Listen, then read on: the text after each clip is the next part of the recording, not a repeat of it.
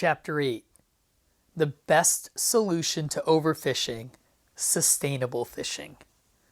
There is grandeur in this view of life. From so simple a beginning, endless forms, most beautiful have been and are being evolved. Charles Darwin on the Origin of Species. Page 108. So many of the problems of modern fishing were created by the development of equipment that was just too efficient. The problem is that technology, once it is invented, is very difficult to suppress. If it works well, people want it. Page 109. There have been many studies on the harmful effects of cars, for instance, but it isn't likely that any society will be persuaded to ban them. What we have done is to ban certain types of cars and certain types of automobile technology, although many argue that this has not gone far enough. Limits on fishing tech have been accepted for a very long time, as far back as the Middle Ages, when fishing communities first recognized that nets would destroy fish populations if they caught too many young fish. They increased the size of the open spaces in their nets, making it possible for the smallest fish to escape. In a modern dragger, this doesn't work because so many fish are scooped up that the smaller ones aren't even able to get to the back of the net to escape. The struggle was perfectly illustrated in the animated film Finding Nemo. Many of the regulations on fishing gear have been aimed at the most destructive types of fishing vessel, the bottom dragger. History shows that since it was invented, wherever this type of ship has gone, it has left the fish population depleted. When bottom draggers were first introduced to New England in the early 20th century, the Gloucester Daily Times warned that if they were not banned in their infancy, they would become too powerful, too central a feature of the fishing fleets to ever be completely banned. Top of page 110. This has happened. There have been attempts to restrict the size of the vessel, the engine power, and even the size of the net. In many places, rock hoppers have been banned, but suggestions that bottom draggers themselves be banned are usually met with outrage or disbelief by fishermen. They argue that banning bottom dragging would only lead to other destructive forms of fishing. Besides, they suggest, if the idea is to ban destructive technologies, then one could argue that banning the use of engines is a good idea. After all, from the perspective of history, it seems clear that the large-scale destruction of the ocean's fish began with the use of engines. Shouldn't we go back to sail power? This would be like suggesting that everyone stop using cars and ride on horseback instead. Page 111. The issue of safety is also a concern. Even today, fishing is still considered to be the most dangerous job in the world. It has the highest percentage of death and injury, more than even firefighters or police officers.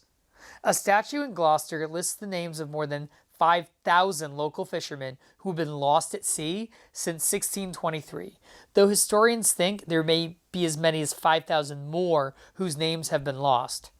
One or two more names are added to the list every year, usually in the winter, but in the days of sail power, dozens of ships with hundreds of men could be lost in a single night's storm. They would be blown over and never heard from again. While fishing is still extremely dangerous, switching from sail to engines was one of the many technological changes that have made fishing a little less risky. Other changes include improved weather forecasting, cell phones, and special suits that keep fishermen warm and afloat in the water if their boat sinks or capsizes. Page 112.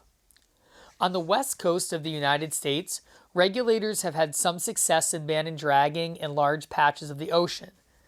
There again, the distrust of foreigners helped, since most of the largest draggers were foreign-owned, but the idea of closing off certain parts of the ocean to bottom draggers does seem to have a future.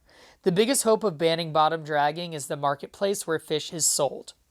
If offered the choice between buying a fish caught in a net and one caught on a hook and line, most people would prefer the line-caught fish if they could see them. Net-caught fish can spend hours together, thousands of them, slithering, squirming, slapping one another, crushed against the net so that they arrive at the market scratched and bruised. Until recently, the fish selling business operated with very little inspection. Now, however, there's a growing trend towards selling fish in what are called display auctions. Top of page 113. At these auctions, all of the fish are sorted by species in fishery. So cod from a bottom dragger would be in a different bin than cod caught on a hook and line.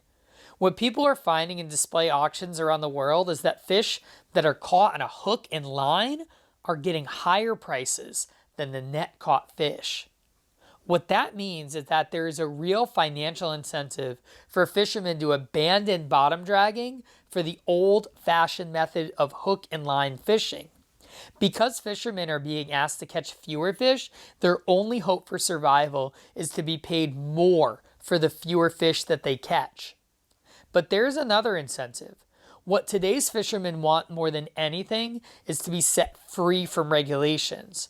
It's not that they want to destroy the sea, they simply want to be free. The great joy of the world's most dangerous job, why fishermen have always been willing to endure this hard life, is because no one has ever told them what to do. That is not true anymore. It is not just the quotas or the restrictions on the days at sea and where they can fish or the restrictions on the type of fishing gear they're allowed to use. It's a combination of all of these rules and regulations. Today's fisherman is overwhelmed with regulations. Page 114. But fishermen who employ the old methods, such as hook and line fishing, or even harpooning, don't need to have nearly as many regulations.